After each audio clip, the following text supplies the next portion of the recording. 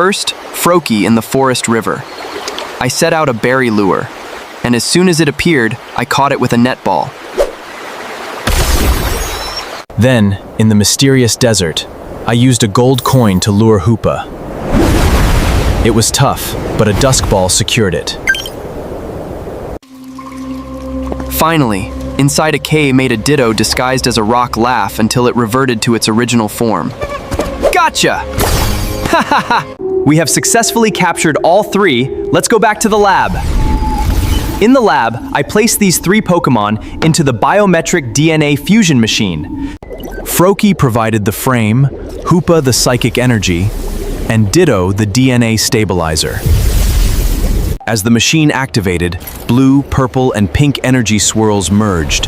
After an intense process, boom! A new creature was born. Hoopakied it. I'm trying to analyze it. It looks very cute, doesn't it? Its body structure is almost the same as Froakie. Its body is elastic like Ditto, which can transform, and its psychic power can make it float.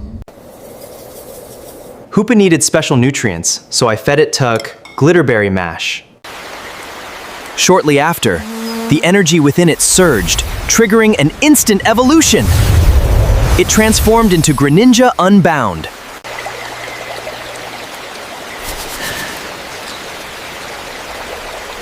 Greninja Unbound, a magnificent form with a flowing water energy scarf, sharp psychic eyes, and golden rings encircling its body.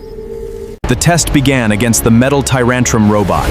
Greninja Unbound unleashed a dimensional aqua shuriken. It appeared from unexpected angles thanks to Hoopa's rings.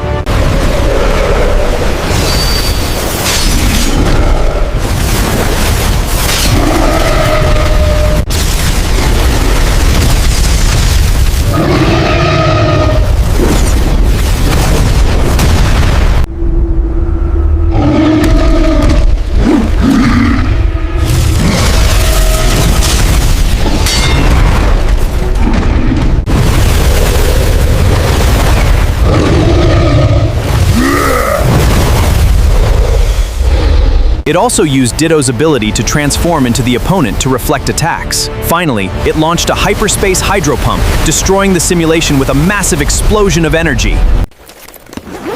Without a second thought, I packed my backpack, prepped my best Pokeballs, and flew straight to Kitakami. First, I had to go muscle to muscle with the burly Okidogi. Gardevoir, hang on and use Psychic! Luckily, I brought a Psychic-type Pokémon to neutralize it. When my Gardevoir defeated Okidogi, I quickly threw a Pokeball without any further resistance. Okidogi was caught. Second, the cunning Munkidori tried to manipulate my mind with its psychokinesis from up in the trees.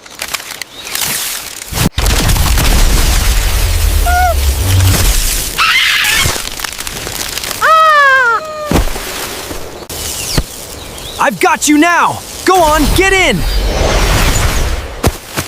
Come on, just stay inside. Lastly, the elegant Fazandipiti. Its wings scattered captivating pheromones that almost made me faint from its charm. But right before losing consciousness, I managed to throw the final Pokeball. Click! All three were successfully brought back to the lab. In their original lore, these three Pokémon cannot evolve at all. They are standalone Pokémon, whose power stems from the exact same source, the mysterious toxic chain. So, the scientific logic behind my experiment is, what if we fuse these three toxic chains into a single DNA strand? I placed the three Pokeballs into the genetic fusion chamber. The system began aligning the poison, fighting, psychic, and fairy types. Okidogi's toxic energy stimulated the physical form, Munkidori's psychokinesis bound their consciousness, and Fazandipiti's elegance locked the fusion molecules to keep them stable. The process reached 100%! The chamber door opened, thick white smoke billowed out, and boom! A brand new fused Pokémon was born. Behold, Munkidojipiti. It's extraordinarily massive, featuring the sturdy of Okidogi, the clever face with glowing purple eyes of Monkey, and a pair of magnificently glittering bird wings from Fazandipiti. The toxic chain around its neck is now glowing a brilliant gold. But wait a minute! Our Pokémon science logic just completely broke! Shut it down! Moments after fusing, the toxic chain energy suffered a chain reaction overload. Monkey Dogipiti's body was suddenly enveloped in a blinding evolutionary light. This is its final evolved form, Viper Avenum Lord. How could Pokémon with no evolutionary line evolve? As it turns out, combining 3 toxic chains triggered an artificial fusion evolution. After such an energy-draining evolution, this incredible creature was bound to be hungry. What's on the menu? Since Munkidori and Fazandipiti absolutely love mochi, I crafted a special recipe, mochi-layered energy sandwich. The moment it ate it, Viper Avenum Lord let out a roar of pure satisfaction, its eyes glowing with friendliness, signaling that it is ready to follow my commands. Now it's time for a power test! To ensure maximum safety, the opponent we are facing is not a wild Pokémon, but a robot replica right here in my lab. Mecca Regigigas, a giant robot with power rivaling the legendary Titan Pokémon. The battle begins! Mecca Regigigas immediately fires a destructive laser.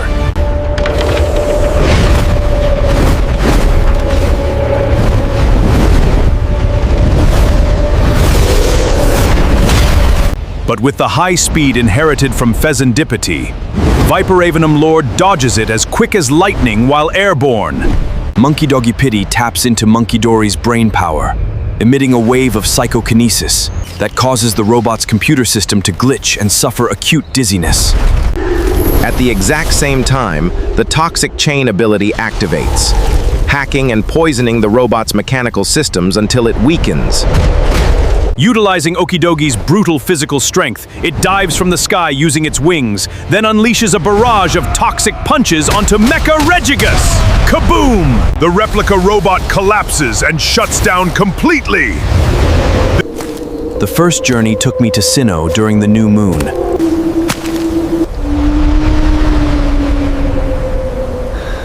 The air felt cold, and suddenly, Darkrai appeared. I used a modified Dusk Ball. Click! Moving on to the Earth's core, where Groudon dwells. The temperature was incredibly hot. I had to use a special heavy ball to contain its massive weight. Gotcha! I've got them both.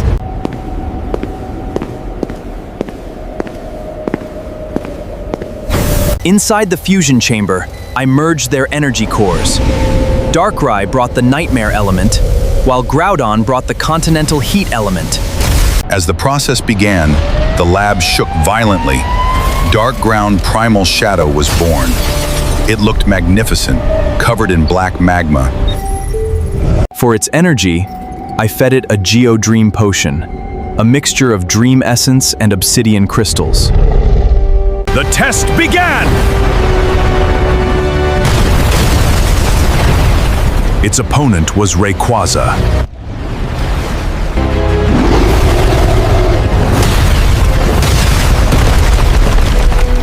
At first, the fusion struggled, but in a critical moment, it went into over-evolution. Its body grew, and its aura blackened the simulation.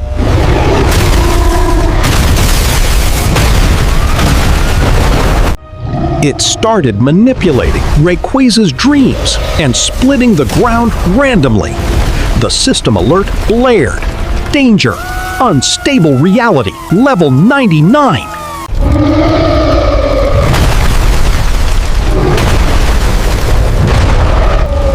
Rayquaza entered Mega Evolution. Rayquaza used its ultimate attack to seal the fusion into a void dimension. First, I flew to the Kalos region. In the middle of a serene forest, I managed to befriend an elegant Sylveon using a sweet Pokepuff. Sylveon was happily eating a puff pastry from me. I immediately threw a Pokeball at it. Whoosh! Sylveon calmly entered the ball. In that very same forest, the vibe completely shifted when a wrestling bird, Hawlucha, challenged me to an aerial duel.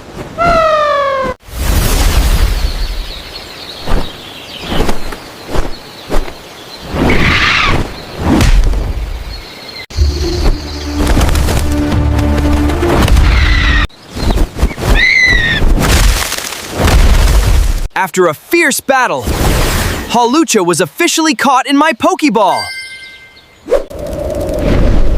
Lastly, I had to fly over to Paldea. Walking 1,000 steps with Pawmot under the scorching sun until it evolved into a swift Pawmot. With 3 amazing Pokemon secured, it's time to head home.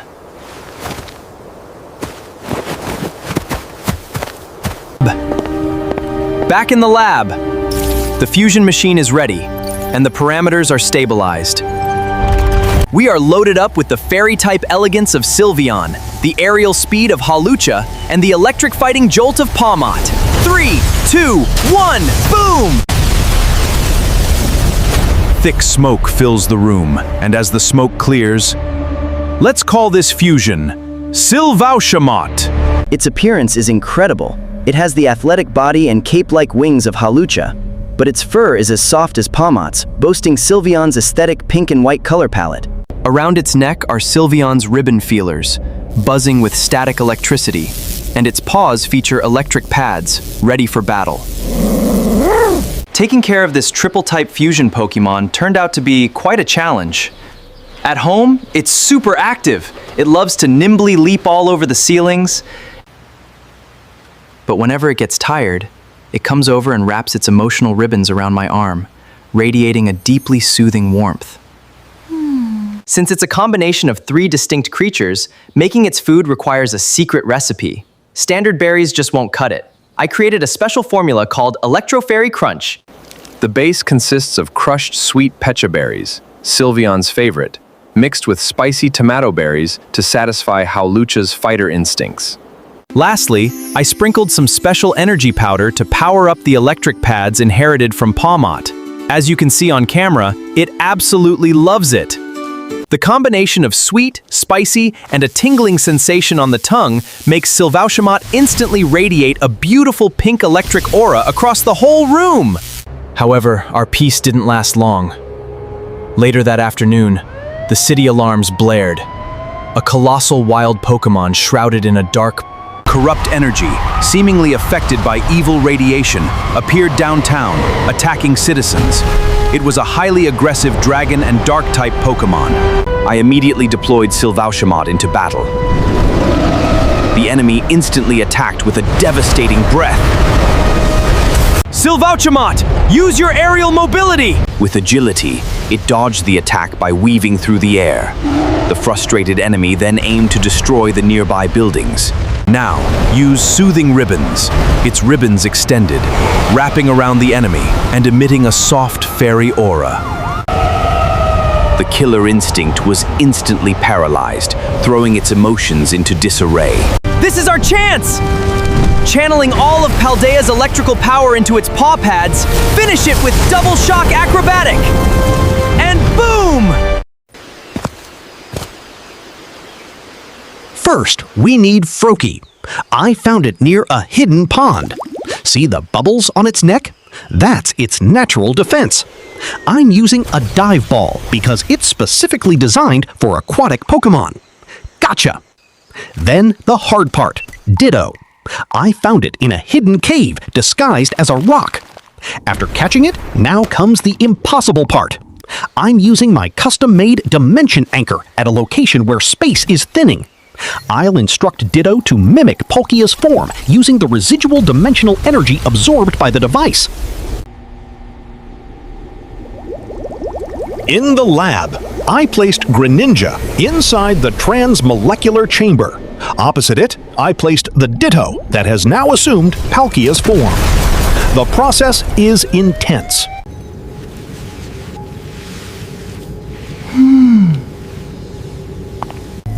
It takes on Greninja's form, but its skin has a metallic, space-time texture. As for its diet, I'm feeding it energy berries infused with lustrous globe fragments, so it can sustain the energy needed to manipulate space.